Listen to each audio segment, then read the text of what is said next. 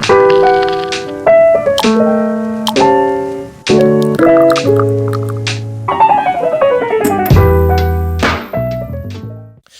everyone. Thanks for listening to Wake Up, Look Up, a podcast where we connect events happening in real time to the gospel of Jesus Christ. I'm Zach Wyrock.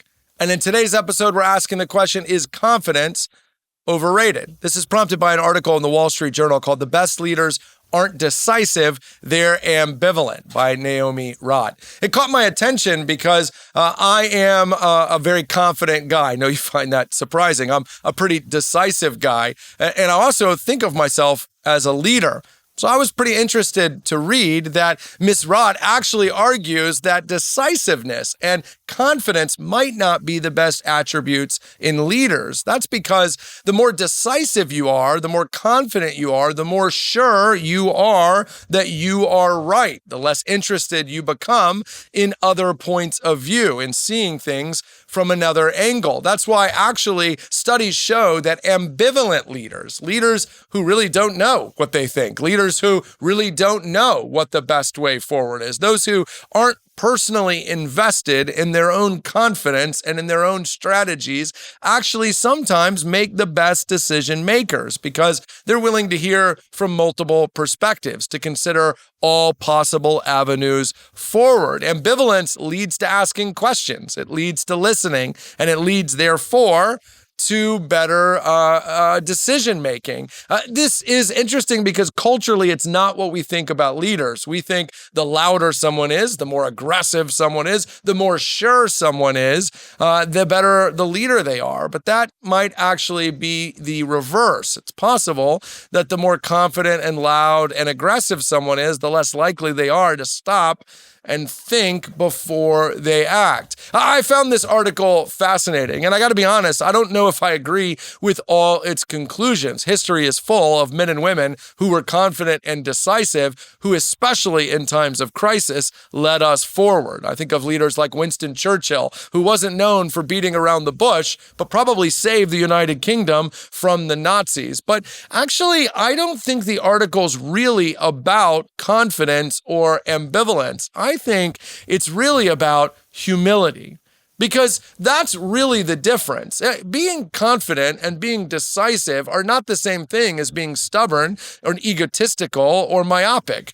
Those are things that come from a poor character. The Bible doesn't dissuade us from confidence or from decisiveness. The Bible is full, again, of men and women who lead out front, who are decisive and confident in their decision-making. But the Bible repeatedly reminds us that humility is often the beginning of wisdom. I think of Proverbs 11, where we're told that the wisdom is found in the abundance of counselors, meaning even as a leader, I should have multiple people speaking into my life, speaking into my character, and possibly even speaking into a decision. You know, Jesus modeled this kind of humble leadership, not necessarily crowdsourcing all his decisions, but consistently listening, asking questions, and serving. Listen, decisiveness with arrogance is a problem. See Proverbs 16:18, and what it tells you is waiting for the proud. You know, Paul understood this. The Apostle Paul was confident, he was decisive, he was aggressive. Read the book of Acts. But he also said in 2 Corinthians 12, when I am weak,